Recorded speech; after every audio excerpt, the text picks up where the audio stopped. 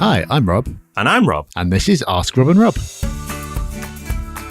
Hello, everyone, and welcome to Ask Rob and Rob, the show where you get your questions in and we give you our best efforts at an answer. And that format's been running for a lot of episodes now. And it's a popular one. So let's continue that roadshow and remind you how you can get involved and get your very own question answered. Yep, oh so simple. Give us a call on 013 808 0035 or go to propertyhub.net/ask.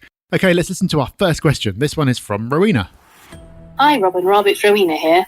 Thanks for running such an amazing podcast. I listen in every week and always look forward to the episodes. And I particularly enjoyed your recent episode on the 18-year property cycle. And I had a question about one particular thing that you mentioned.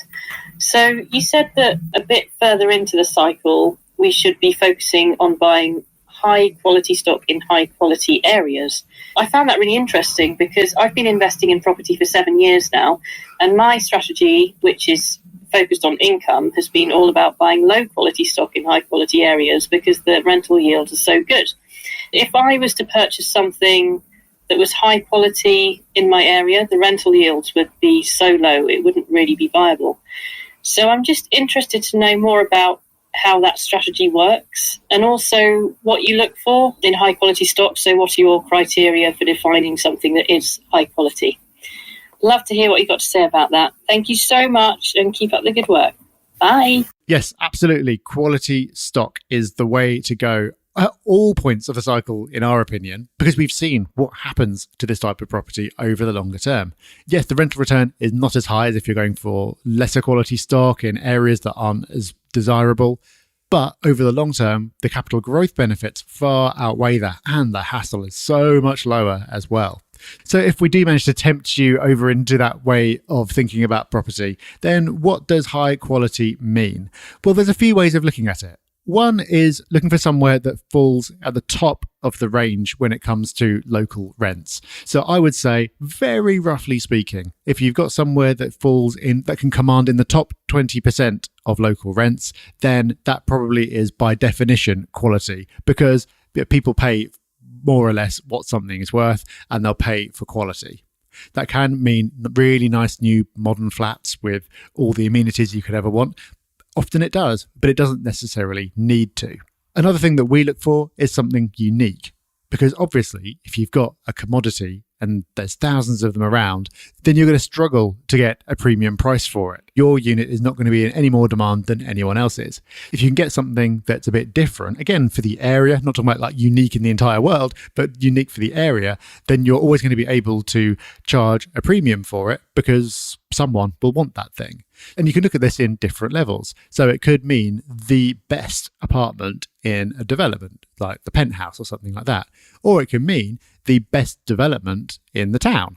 If you find an area, and there are lots of these, where there are lots of well-earning young professional people wanting to live there, but there just isn't any real quality rental stock, but then a new development does come up there, which is high quality and does command higher rents, but people are willing to pay them, then that would qualify under my definition as unique. I think it's important to stress that there is no right or wrong approach. This approach is absolutely right for us.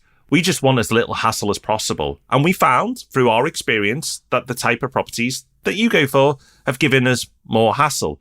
But also, something that's really important is that those properties with the lower yield have given us much, much better capital growth, significantly more capital growth.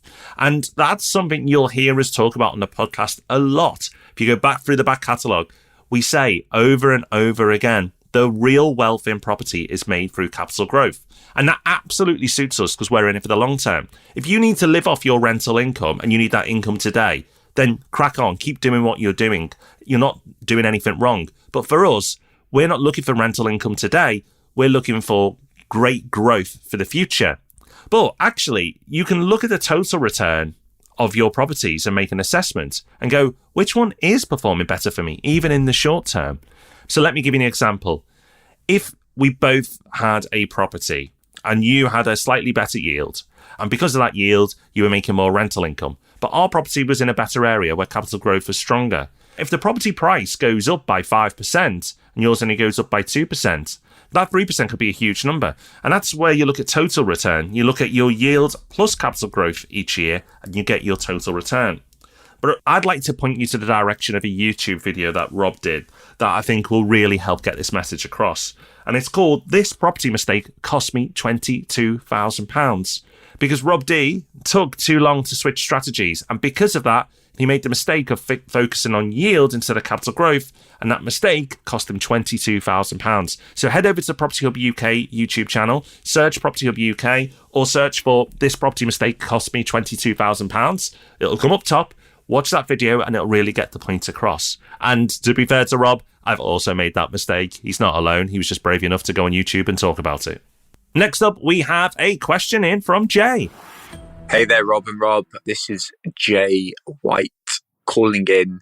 Quite a long-term listener, actually, and I will definitely demonstrate this now. And I was driving home last night and I was curious. Do you both still utilize Evernote and Trello? I definitely got Evernote from you guys back in the day, and I've stuck with Evernote because I've committed to it for this long. I definitely think Evernote has suffered as things have changed over the course of time. I don't believe it's as good as it once was, but when you've committed so much to it, it's hard to bother making the switch. Trello, I found actually quite appealing, but I found back then that sometimes when I was out and about on my iPhone, Trello syncing via 3G didn't quite do it fast enough for me, and sometimes I needed to get to information quickly. I miss Trello. I think Trello was a beautiful product, and so therefore Trello came up actually the other day. One of my colleagues mentioned it and I thought, wow, Trello, I had forgot about it. So I wanted to know if you still use Evernote and Trello, and as of 2023, how you feel about both products, and would love for you to share. All the best. Bye now. Oh, Jay, thank you. I love this question. Super easy as well, and I can geek out on it. So I never used Evernote. Rob D did, and maybe Rob will want to say something on that in a minute, but I know he doesn't use it anymore.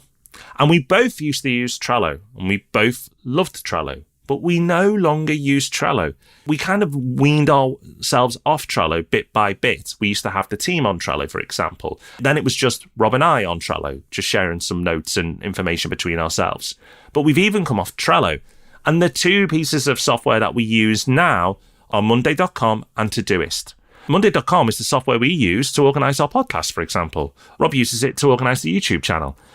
It's a great way of having multiple people working on a project that's super visual and super quick to get started. There's lots of templates you can use, a bit like Trello as well. So if you search for Monday.com and then type in project management, shopping lists, holiday checklists, whatever it might be, similar to what you can do with Trello, there is a template there that Monday.com will give you, and you can get up and running very quickly. So Monday.com is like Trello supercharged. It's great if there's a few of you working on a project. It is really, really good. We still love Trello. And the reason we took a long time to come off Trello is just using it as like a to-do list between ourselves. But then we got a bit magpie-y and saw something else shiny, and we found Todoist. And Todoist is built for to-do lists. Trello is kind of a jack-of-all-trades piece of software, and that's what Monday.com is. So we upgraded Trello to Monday.com. We then took our personal lists from Trello to Todoist. Todoist is free for most people. It's great for your individual notes. I use it individually. But then if you've got a to-do list that you want to share with someone, it's awesome for that as well. I really like it because it just syncs across all platforms. The plans that we use are actually free as well. We're not currently at a point where we need to pay for it. And the free version is absolutely fantastic. I'd be happy to pay for it. It's a super tool. So they're the tools that we use now. Could we get away with using Evernote and Trello? Yeah, probably. If it's a huge upheaval to move, probably wouldn't bother. But we're super happy with Monday and we're super happy with Todoist. They probably should give us some sponsorship, Rob, because they don't. We just are talking about it because we really like it and we use it. But Rob, do you want to talk about Evernote and why you don't use that anymore? What's changed for you? Oh, it's a shame. Evernote was so good. I don't know what went wrong, but they just didn't keep developing at any kind of pace. It just seemed to get a bit stuck. It then got bloated with loads of features that no one particularly wanted, and it became pretty slow, and just other products came along that were better. To be fair, since leaving Evernote, I've bounced around a bit. I've used a few different tools, and so I'm not ready to come out and say, oh yeah, this is the best one in my experience. But I do know if I was starting again today, I wouldn't choose Evernote. But as Rob's already said, a lot of this is just about doing what works, and the switching costs are real. So if Evernote, you can still make it work, even if there is something that would be better if you were starting again today, just keep on using it. Ultimately, the point of these tools is what they enable you to do. You don't build a business or make investments or anything else just by having the best set of tools. You do that by using those tools to go out there and do what you need to do and get some results. So as long as you're still getting the results, whatever you're using in the background doesn't really matter that much. But it is fun to go and look around. So thank you for your questions and thank you for listening. We'll be back on Thursday with the Property Podcast and, of course, back next week with Ask Rob and Rob. So until then, take care, have fun, bye-bye. Bye-bye.